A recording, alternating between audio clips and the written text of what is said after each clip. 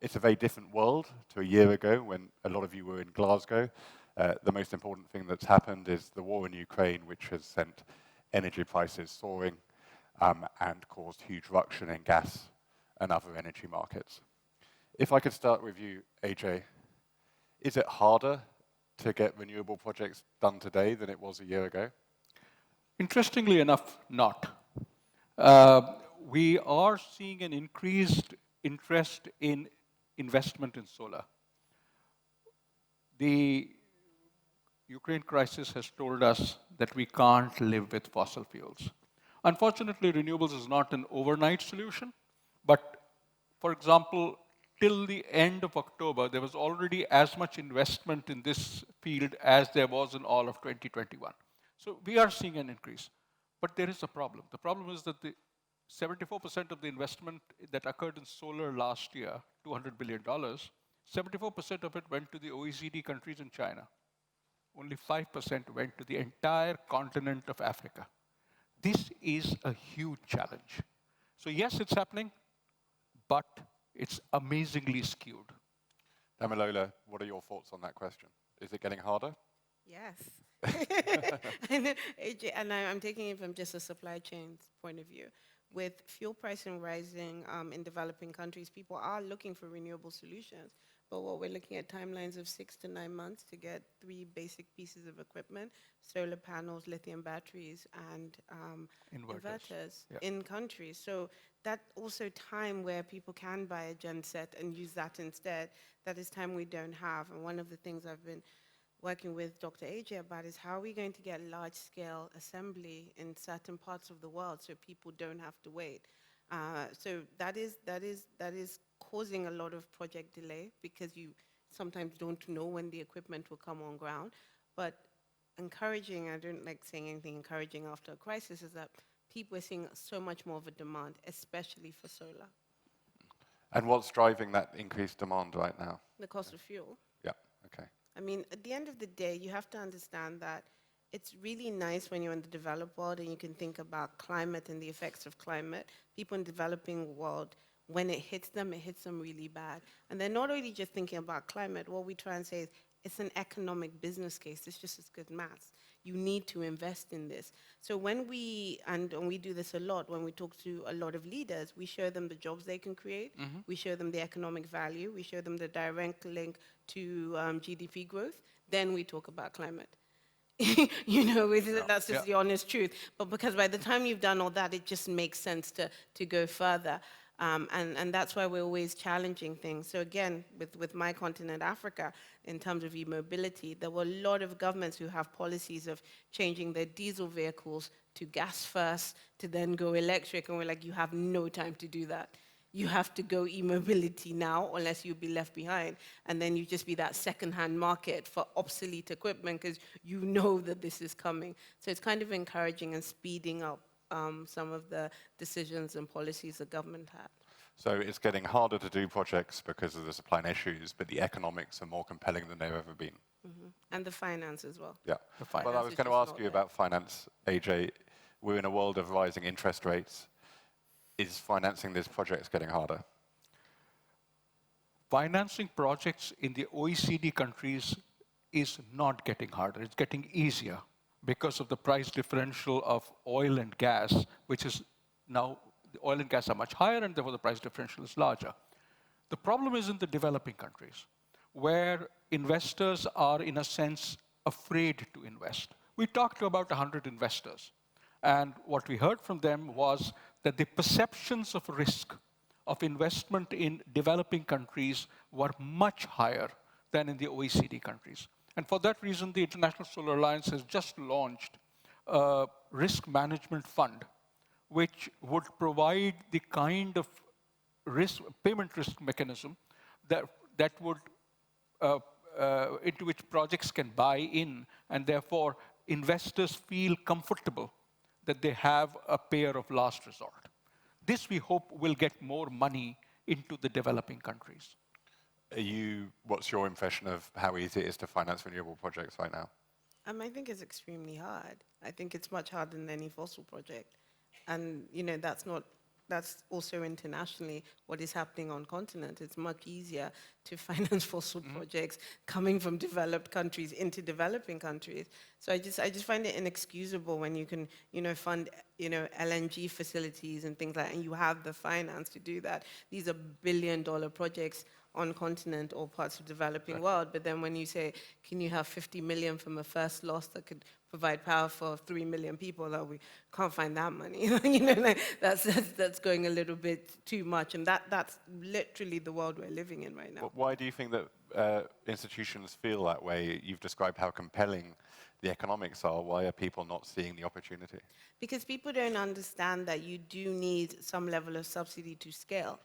Again, we live in a world where we're just perpetually doing pilot projects. It's an obsession. We're just constantly, let's do a pilot of this before, but there's no time to do a pilot.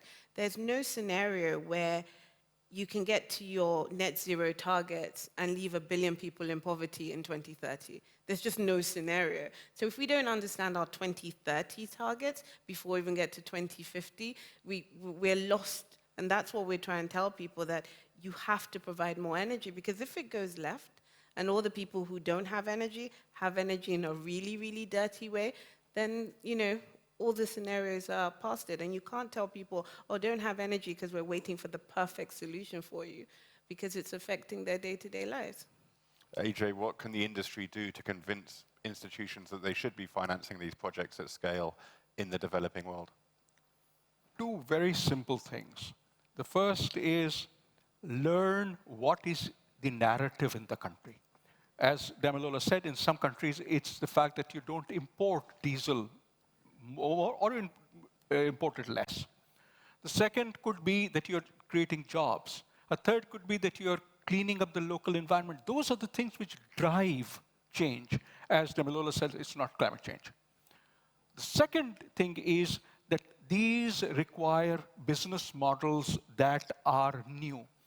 In most cases in electricity in the developing countries, they have been led by governments. Here we are talking about people.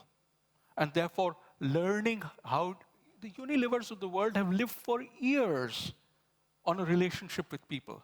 The energy companies need to learn to do that as well. No, I completely agree with what is being said. And I also agree with this just perception of risk. Like, some parts in the developing world is the only place you're going to get double-digit, profits at the end of the day. If you see the valuation of even companies that started as small mini-grid companies to what they're developing now, they've exited 4 or 5 times the valuation numbers. In the West African region, we're seeing a lot of tech companies actually buy into solar companies because they also want that value chain. They're now offering like micro pensions, micro loans, all these things that we never thought about, and power is just seen as another service. So there's just so much opportunity if we really look at innovation and technology. And, there are some very, very successful companies, being set up. Are they to the large scale right now? But no, but they're not going to get there until someone believes in them. Let me return to the context of the energy crunch. Europe is desperately short of electricity, and it has created an atmosphere where some people are saying energy security has to come at the expense of the energy transition. We've seen more coal burnt in Europe, for example. We've seen this scramble around the world to get LNG cargoes. Is it a problem that Europe's behaving like this? Do people in the developing world say, well, why should we pursue a transition if Europe's backtracking?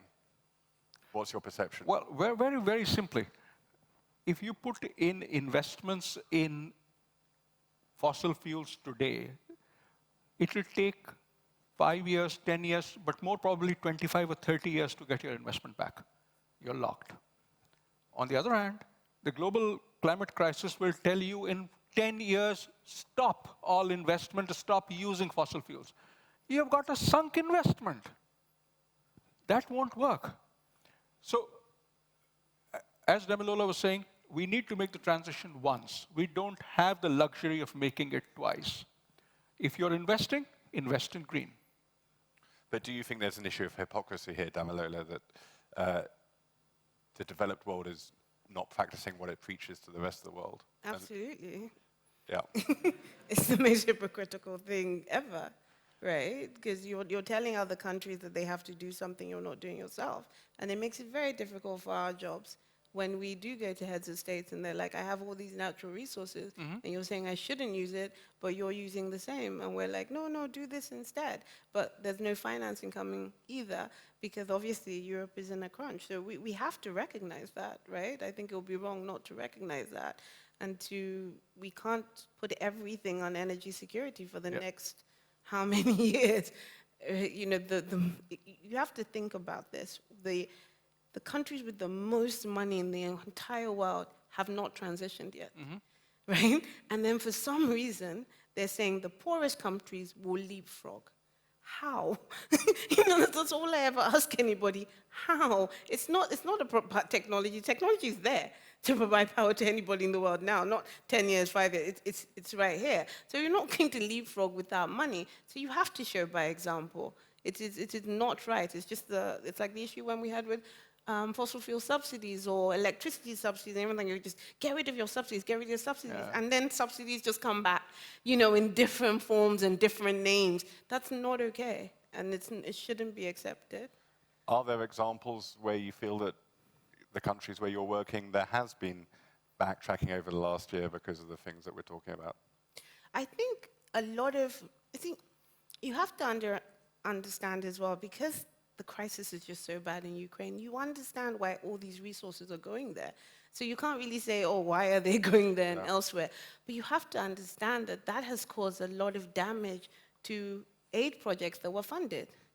You know, some countries, maybe not like mine, Nigeria, that's quite big, but some smaller countries with less than 5% access, right? You stop the energy project because there's no money now to put in there. Of course it's going to backtrack. It's not necessarily the country that backtrack. Some of these people rely on this aid, and it's just stopped.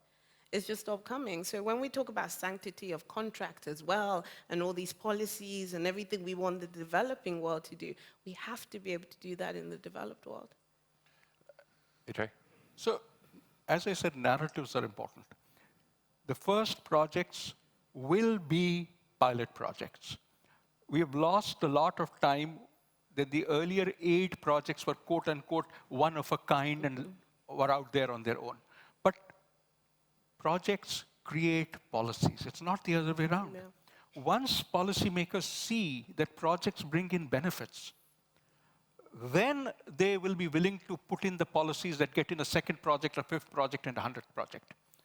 That is where we are today. There is a chance, but it means that we go in, we make these projects happen, we show the kinds of benefits, and then look for the countries to have the confidence that it is worth putting in policies which bring in more money for similar projects. You mentioned, Damilola, that a lot of the countries where you work rely on importing oil and presumably importing diesel. It must have made the events of last year, and right now we see the diesel market in huge crisis. It must make things, the energy situation, very difficult in a lot of developing countries. It's absolutely unbearable, and especially how it affects women. I mean, you should see the fuel queues now.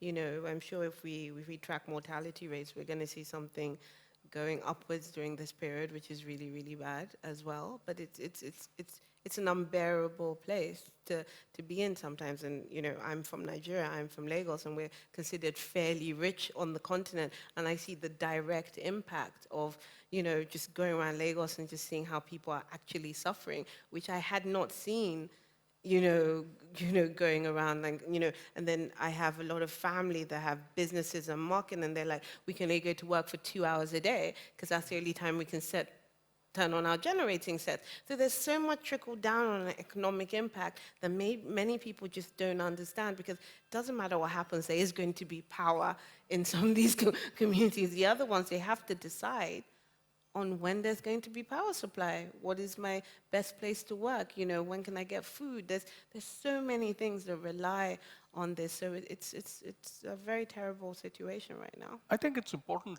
to note what Damilola had said earlier, which was that there is a huge time lag between the time when people order renewable energy equipment and they actually get it. So on the one hand, the high prices of diesel are driving them to renewables, but on the other hand, they're not able to get the renewables. Because of the choke in the supply chains, the prices are higher. We've had years of decline in renewable energy prices, and now we see an uptick.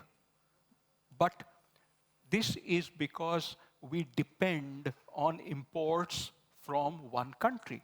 And the supply chains from that country are now 40% more expensive than they were a year ago, which means that as solar becomes the energy source of choice across the world, we will need to do manufacturing globally. That is the only way to ensure that we don't get the kind of choke points that we have right now. Is it possible, though? I mean, China has done so much to dominate that market. How does the rest of the world respond and produce solar which is in any sense competitive with what's coming out of China? So, this is a chicken and egg situation. But there is a possibility. And the possibility is that because of this growth that is occurring, countries can decide, for example, to go from cells to modules. They buy cells from somewhere else and make modules, which are sold locally. That can be done. It's only when you go from the solar cell is, you go from silicon to polysilicon to cells, and then cells to modules. And modules is what you and I buy. If you want to go into the first two steps, that's where the challenge lies. The Chinese costs are here, and if you make a new company which produces, it's here. You need the country to provide the subsidy at least for the short time. We provide a huge amount of fossil fuel subsidies. There are some countries, for example, the US has the Inflation Reduction Act, India has the production-linked incentives, which are enabling tomorrow's technologies to come in today. So diversification is possible. If you want to go from cells to modules, it's possible almost anywhere. If you want to go in for the first two steps, that's also possible, but it requires the country to provide incentives. Do you have any thoughts, Damilola, about how we can improve the access to solar equipment across the world and unkink some of these supply chains? I think right now, because we need it so desperately, we have to look at large-scale assembly. Like Ajay said, we have to have it in different parts. And in my continent, at least two, one in East Africa, one in West Africa. I think they're okay in Southern Africa. And again, I'm talking about three components that would just change the landscape: solar panels, batteries, and inverters, and have that on the assembly level. It's not cost. The economics doesn't make sense for manufacturing yet, but if it's just large scale, like there's nowhere now that you can pick up 10 megawatts of, anything on continent, which is just ridiculous if you think about, how much energy you need. So you really need to have that large scale capabilities in continent. A quick question for you, Ajay, and then I want to ask a question about Damilola, about non-solar things, but you're a solar man. Are there any signs in the last few months that the situation has got better in terms of supply chains? Yes, there is. We went through a peak in the supply chain costs, and that has declined. But it is still 40% more expensive than it was a year ago. But 6 months ago, it was 100% more expensive. So yes, this also seems to suggest that it is both a short-term shortage phenomena and a longer-term shortage of ships to carry this stuff. The solar panel is this thick, but it requires this much to carry a solar panel. So this much space is all air. If we can make solar panels to be less thick, the problem could be at least minimized, if not solved. We've talked a lot about solar as you do your work to bring electricity to the world. What are the other opportunities? Are there other technologies, other forms of electricity that you're working on, or is it all about solar? Is that the number one? No, solar is just the easiest to deploy right now. And sometimes I don't want people to think like the technology doesn't exist. It does exist to get people electrified. Wind is also a very important option for us now. So in terms of our organization, we tend to really focus on solar and wind. Obviously, there's waste to energy. The nuclear conversation is gaining speed. So there are different types of renewables, and we're not going to say choose this one and don't choose this one, because just just do one. But wind is not a viable option in some of the countries you're working in. Yes, wind is becoming a viable option, and we see a lot of offshore wind coming up, at mass in most countries. But then everything has its complications, and again, I think wind is also facing some supply chain issues, but it's still better than the fossil fuel equivalents that we're using now. One other aspect of the last year has been the incredible strength in the US dollar. Presumably that's a problem for a lot of the people who are trying to get stuff off the ground where you work. Has it had a big impact? Well, I don't know if it's either the US dollar, but there's a lot of devaluation, as you know, Yeah. in a lot of countries, Well, right? the other way, Some yeah. people are like 50, their Yeah. currency's been devalued by 20x. So, whatever they, propose for their project, and electricity is one of these things, apart from very few countries who are doing it large scale and connecting to utility, you pay for it in local currency, right? So when you're hedging everything by the dollar, sometimes you get pricing of $1 a kilowatt hour. Nobody here pays $1 a kilowatt hour. So how come the poorest person pay for that? So those are the things that, AJ is talking about. We really need to think it's not just about having electricity, it's about having reliable electricity that is actually affordable. That's the only way it's going to be sustainable. So yeah, it has made an impact, but I'm not sure if it's, the devaluation is continuously happening in a lot of countries. One of the challenges is that we are focused largely on large-scale electricity generation. So whether it's large solar farms or wind farms, which are offshore and so on. But the challenge lies in providing energy access to everybody. Now that's possible, for example, through the solar mini-grids. We need business models for it, and we need the regulations that make those business models possible. And as Damilola said, once you make those possible, then those companies do solar mini-grids by the hundreds, and their valuations also go up accordingly. We're getting towards the end of our conversation, and I hope that it hasn't been too downbeat. So I want to give you the chance to be optimistic. When we meet at COP28 in a year's time in Dubai, will the rate of solar deployment in the world have increased, do you think, AJ? Oh, absolutely, absolutely. We are at about 25, 26%, and I would be very surprised if we don't cross 27% for the next year as well. Sorry, 27%? 25% growth year on year. That's the kind of growth that solar is seeing. And I'm reasonably sure that we'll cross the 27% number. So we'll be growing faster in a year's time. We'll be going faster in the years to come. And you don't look like you're quite as confident. No. I completely agree with AJ. It's just where it's going to happen. Exactly. It's what locations and where it's going to happen. But on a positive note, just a little bit of background. I used to run the largest energy access program in Africa, right? And when I started, I had to convince people solar worked, and we barely had, in Nigeria at that time, 25 solar connections a month. We're now going to probably cost 100,000 a month. So things are happening with massive investment into local African companies, doing this work. So let me ask the question another way then. Are you confident that the proportion of solar that's being deployed in Africa will increase? I think it's tough because I think the OECD are buying up all the solar right now. But I do think we're going to find some assembly capability because it just makes more sense. That is one of the places we're going to need more energy, so it makes more sense for people to establish there. So I'm optimistic that would happen. I think that a year may be too short a time, but certainly if you take a 3-year time horizon, we will see more action in Africa. And this is because of the large amount of effort that is being created through examples like the Risk Management Fund or through the creation of entrepreneurs. Damilola herself led one of the largest programs in this area. We are introducing something in which we will recognize 20 entrepreneurs from Africa this year, more the next year, with the goal of getting funding and technology for them as we move ahead. So action, it has started, but it will take time to show results. But it will be ground up. It will be ground up.